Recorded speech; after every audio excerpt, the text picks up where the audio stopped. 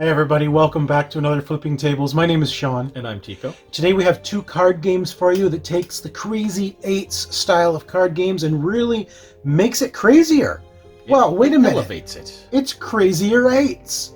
We have the Olympus and we have the Pantheon. Now, Pantheon is a standalone version but can be combined with Olympus, and I think it plays better when you combine the cards together. Of course. If you know the game of Crazy Eights, then you know exactly how to play this card, this game, this cards. Yeah, it's a card game. This card game. But let's have a look at what makes this different. Here we have the cards, and as you can see, they aren't just regular cards. They have images and they have text on them. Now, the difference between them, they still have suits. In this case, they've got moons, suns, onks, and what was the fourth one? Purple clovers. The eye. Oh wait, that's yellow, Lucky Charms. That's Lucky Charms.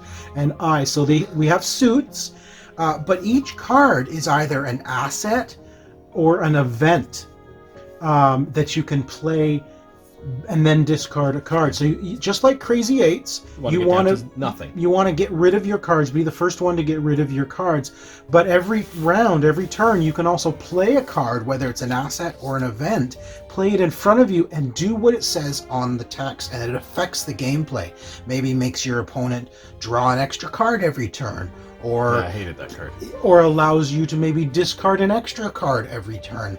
Really great addition to your traditional Crazy Eights game. I really liked it because Crazy Eights really is just like, okay, I've got this, and you're shuffling your hand and playing them as they come. The strategy of the playing a card and discarding a card really made it feel like more of a strategic game. Yeah.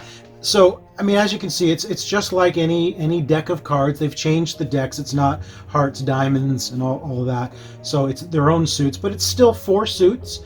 Up to the King and Queen, the Jack, King and Queen. But let's have a look at the Pantheon. The Pantheon deck goes ahead and adds even more to it. It adds multicolored cards that have no numbers. So these are going to act as essentially wild cards. This one here, for example, Athena is going to be either a purple or a blue eye or a moon. So you can use it in any case you want. Then it goes ahead and it adds beyond the 10, it adds the 11, 12, 13, 14, and 15 of each suit, really expanding the deck. And again, these you could play with just this. It's a smaller deck. 32 cards in the Pantheon, 52 in the Olympus. So this is a much smaller deck to play with. You can still play with it, obviously, but I would highly recommend putting it in with the main Olympus. A big game. It's much more fun. And again, it makes it a little bit easier with the colors to be able to match this up, but more difficult with those larger numbers when you're trying to match up the numbers. These are really great. The events, the assets, it really changes up the game. I really enjoyed this. The art too. I love the art on these cards. It is I don't know what the style is, but that sort of Greek, really the Greek mythology. You would expect to see these like painted on the ceiling of a big building. Yeah, like this is sort of Michelangelo style paintings. Like this it's just beautiful. The cards are really great. I do want to say, however, the game is super fun. Don't get me wrong when I say this. The game is fantastic, but these cards,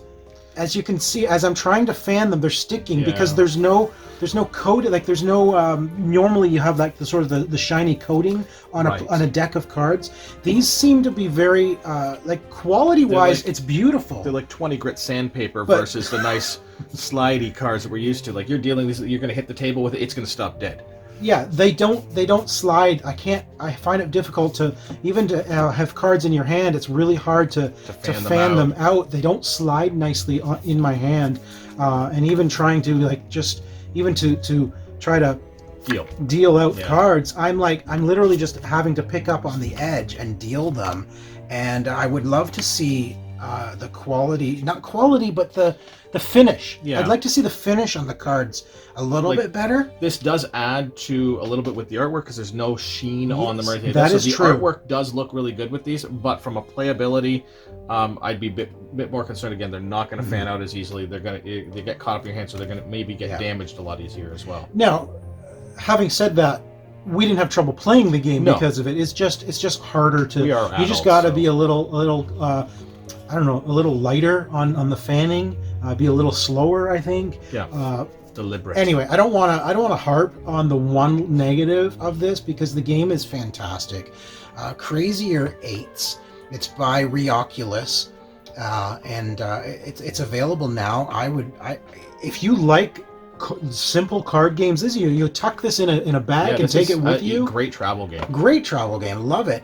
I'd actually like to see a bigger box so I can put them both together and just carry it like that. You know, maybe a Magic deck box would be perfect to put them in. Yeah. But Crazier Eights by Recoculous. Go check it out. It is available now, and I love it. I think it's great. It's a wonderful twist on the simple Crazy Eights game, but with all the events and assets, really, really ups the game. Yeah. Thanks for watching this episode of Kick Flipping Tables. Flipping. Just whatever flipping. this. We just flipped them in this show. We kicked them later. Kick them later. All right. First we kick them and then we flip them. Yeah, that's kick flipping tables. That's kick flipping, flip kicking, whatever. Flipping. Thank you.